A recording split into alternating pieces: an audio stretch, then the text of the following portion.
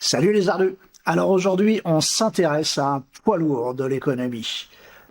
Quand même, la preuve, ministre de l'économie et des finances pendant 7 ans. Bon, certes, aujourd'hui, il a obtenu l'asile professionnel en Suisse en tant que professeur invité au Centre Enterprise for Society. T'as vu l'anglais?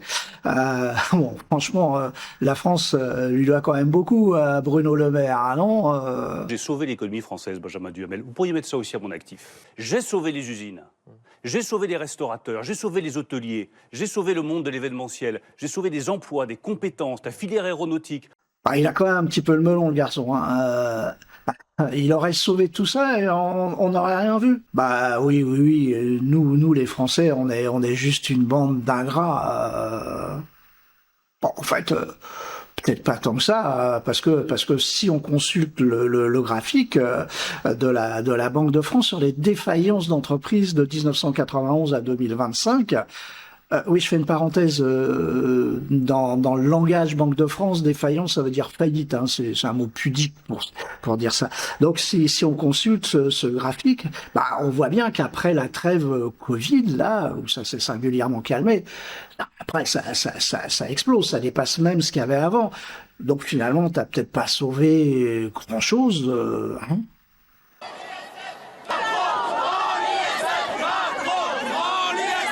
Je suis interpellé par des militants d'extrême gauche.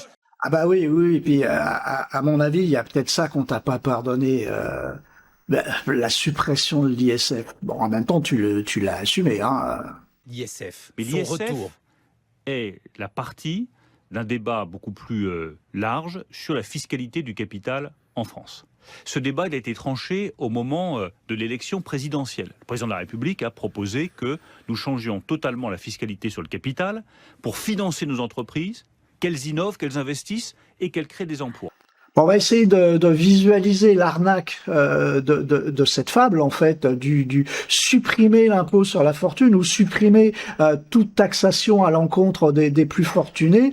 Eh bien, ça va favoriser l'investissement des entreprises et donc mécaniquement la création d'emplois. Quand une entreprise a-t-elle besoin de financement? Bah, soit à sa création, soit en vue de son développement ultérieur. Là, de quelle solution est-ce que l'entreprise dispose? La première, classique, elle va voir son banquier, elle souscrit un emprunt.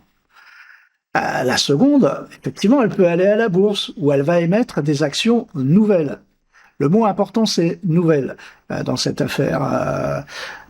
Oui, regardez, si mon beau-frère, par exemple, possède des actions chez Total et qu'il décide de les vendre et que je décide de les lui acheter, c'est mon beau-frère qui encaisse l'argent, c'est pas Total. Donc, la bourse ne participe au financement des entreprises que lorsqu'il y a émission d'actions nouvelles. En 2021, le montant des actions nouvellement émises s'élevait à 5,8 milliards. Quand le montant total des investissements cette même année s'élevait à 248 milliards. Je vous mets les liens pour les références. En fait, ça fait un pourcentage de 2,34%. Ce qui immédiatement calme un petit peu notre enthousiasme. Voilà. D'où question légitime. Pourquoi, pour se financer, les entreprises préfèrent-elles la banque à la bourse? Et donc, c'est quoi la bourse? En fait, la bourse, c'est essentiellement un marché de l'occasion. Oui, si on a 5,8 milliards d'actions nouvelles qui vont effectivement financer les entreprises, elles sont noyées au milieu de 4300 milliards d'actions déjà émises, d'actions d'occasion, et qui donc n'interviennent plus dans le financement de l'économie réelle.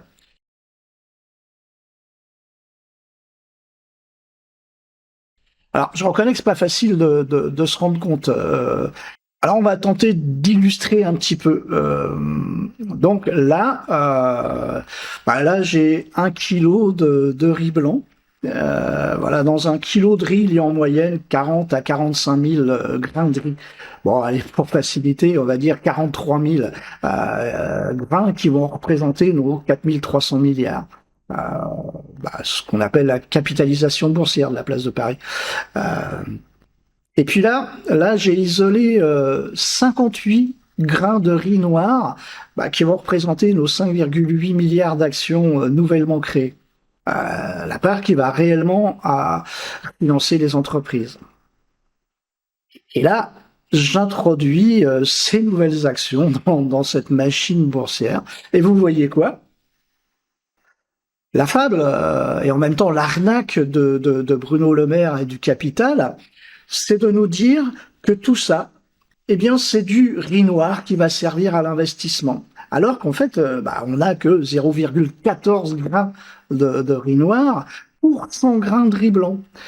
Ça veut dire qu'un foyer fortuné qu'on aura exonéré d'1 million d'impôts sur la fortune et qu'il investira en bourse dans les mêmes proportions, ne participera à l'économie réelle que pour 1 400 €. Donc la bourse ne sert absolument pas à l'économie réelle, on vient de le voir, son apport est tout à fait marginal, mais c'est même pire que ça, puisque du fait de la pression actionnariale qui veut faire progresser le bénéfice par action, eh bien tout cela conduit immanquablement à la destruction de l'emploi. Là où entre 45 et 75, les 30 glorieuses, le taux de rendement des capitaux exigés par les actionnaires était de l'ordre de quelques pourcents, de 3%. Aujourd'hui, c'est 15, 20, 25% qui sont demandés. Et donc, ça conduit de fait à la fermeture de sites industriels qui ne sont pas déficitaires, mais jugés non rentables. En conclusion, Le Maire et Macron nous mentent. Il s'agit aucunement de favoriser l'économie réelle, l'investissement, la création d'emplois. Non, plus prosaïquement de permettre aux plus fortunés d'accroître leur fortune. Qui circulent, l'ISF a eu des effets assez nocifs dans notre pays pour que, évidemment, ce soit complètement écarté. Alors, ça va être quoi la suite? Je vous propose qu'on le voit dans une vidéo suivante. Ciao.